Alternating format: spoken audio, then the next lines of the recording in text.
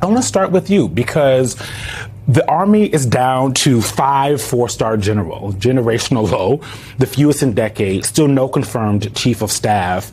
You commanded at that level. You know what it takes for our Army, for the military to operate at the way that the American people can expect and to make them feel safe. What actually stops working when the top of the leadership is that thin? I'll talk about the Office of the Chief of Staff of the Army, Eugene. I think that's the most critical one right now. The Army tries to build a bench to have people in line to take over key positions, and they've been developing those people for a very long time. A general officer's career normally spans anywhere from 30 to 35 to even 40 years. So when you have an individual like General Lenev, I don't know him, I did know General George very well, and when you have two individuals and two positions, the Chief of Staff of the Army that's required by congressional mandate and our Constitution to man, equip, and train the Army, and you get rid of the head of that organization, the Chief of Staff of the Army, and you turn it over to the Vice Chief of Staff, who worked for Secretary Hegseth as his executive officer as a 3-star, was promoted, then put in the position as the vice chief. You have one individual doing the job of two. And these are critically congressionally mandated positions. You then will continue to do the manning, equipping, and training through the force.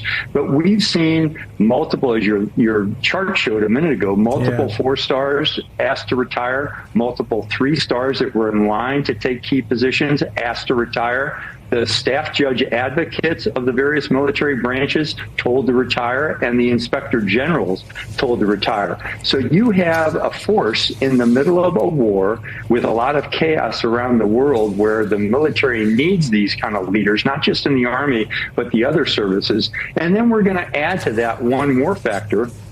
The Secretary of the Army, Dan Driscoll, is rumored to retire by the end of the year. You see a dearth of leadership at the top, the place where you're setting strategic vision, the ability to do different things, to transform the force in an age of evolving warfare that we're finding out in Ukraine. All of these things, in my view, are dangerous from a national security perspective.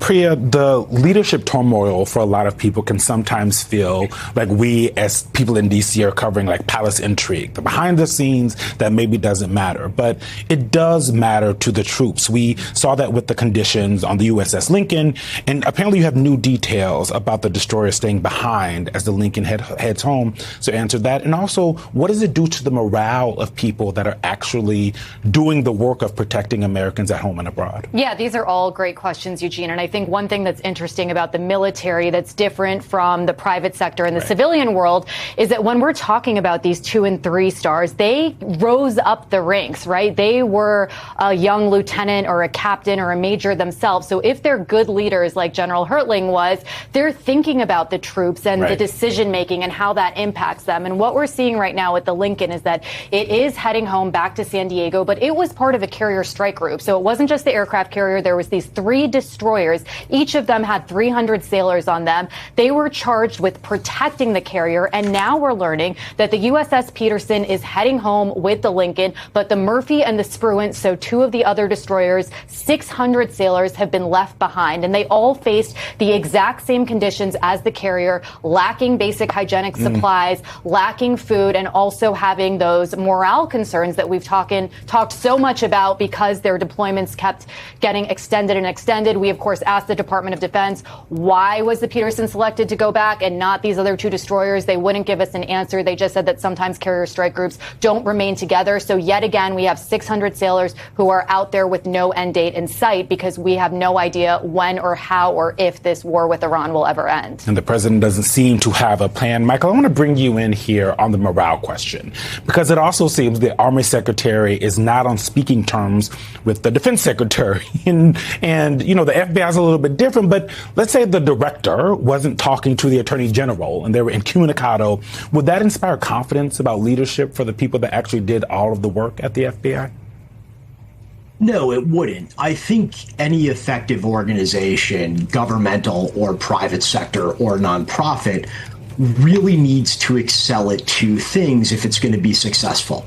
It needs to have strong leaders and it needs to have strong managers. The two are not the same thing.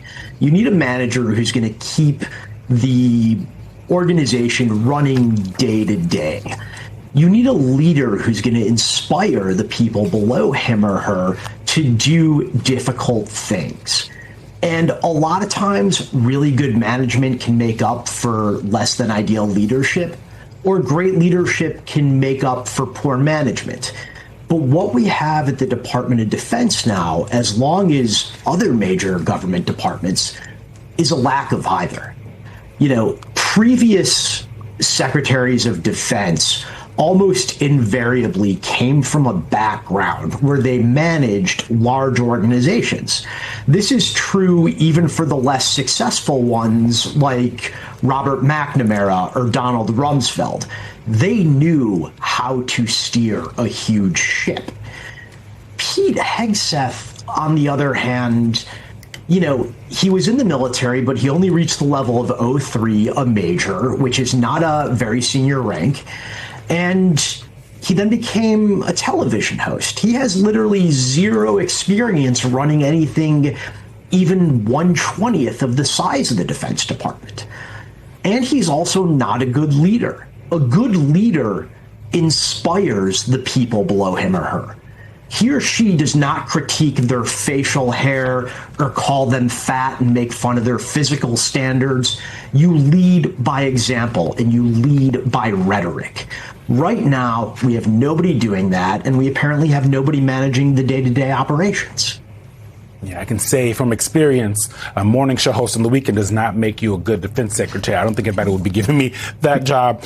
General, the Washington Post has added another layer that may have factored into General George's firing. So just days before he was ousted, he was advised by Leneve to stop the military's investigation into an unauthorized helicopter flyby of musician Kid Rock's Tennessee estate. 3 people familiar with the matter said.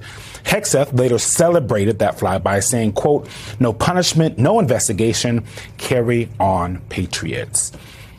I feel like we've all been talking about Kid Rock much more than I ever thought I would on national television. But General, when you think about the ways in which the Defense Department, the folks that work in the military have been used for these kind of political or even cultural aspects of how Donald Trump and the administration see the country, to me, as a military brat, it feels like a misuse sometimes of how the military is actually supposed to be used, and then there's no punishment on the back end. Eugene, it doesn't seem like a misuse. It is a misuse, and it's a violation of standards. What General George said, and what I'm sure the subordinate commanders in that aviation unit said, was, let's investigate this. What the hell happened? Why are you flying around Kid Rock's house?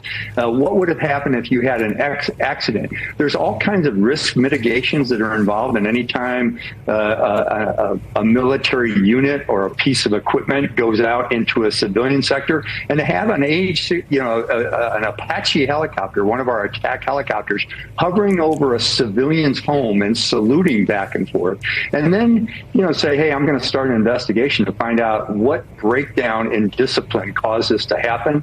And for the leader of the Defense Department, as Michael just said, to say, hey, no big deal, carry on.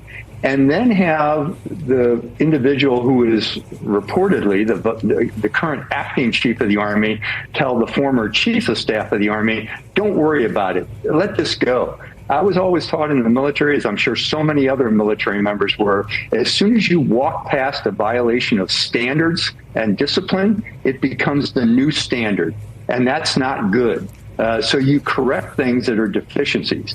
That helicopter flyover of that house was a huge deficiency. I would pose the question: what happens if another helicopter goes over, Mel Gibson's house and decides to do the same kind of flyover, and yet this time there's an accident and a pilot and a co-pilot is killed, and maybe a couple of civilians are injured? Is that carry on patriot kind of talk? No, that's the reason we have these kind of standards, so those kind of things don't happen. And as a former senior leader in the military, I would have done an investigation too.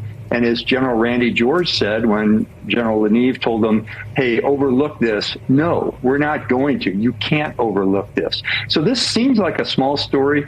It's a big deal, and it's causing some morale problems inside of the military. Even kids can understand that rules are there for a reason. Priya, you have been all over like 80 million different stories and storylines, but there's one that's really shocking. Mm-hmm. You have new reporting about a skyrocketing number of troops who are seeking to file as conscientious objectors. Correct. One, this isn't something I think I've heard of in a long time in the U.S. military. What do you have? Yeah, so I think it's really interesting, Eugene, because Defense Secretary Pete Hegseth keeps trying to boast about the record number of recruits that are joining the military, but now we're seeing that there's also a record number of service members who are filing for conscientious objector status, which essentially means they have to show that they have a deeply held moral, religious, or ethical belief that firmly opposes their participation in war. So I actually spoke to 5 active duty service members who are in the process of filing their conscientious objector applications. One of them was deployed in support of Operation Epic Fury, which is, of course, the war in Iran. Mm-hmm. And this service member told me that they believe that they were asked to target and bomb civilian infrastructure, which is a violation of international humanitarian law, according to the Geneva Accords. And when this service member brought up their concerns with the chain of command, they were told, no, these are dual purpose bridges, essentially. They're used for both civilian and military purposes. I also spoke to 2 service members who were deployed in support of Operation Southern Spear. You remember those 60 boat strikes that were conducted that killed about 210 people, allegedly carrying narco-terrorists and drugs that were being funneled into the United States. And both of those service members also told me that they believed that they were killing civilians, and they didn't believe there was enough intelligence or justification to show that the people who were on those boats were, in fact, narco-terrorists and not potentially just innocent fishermen, Eugene.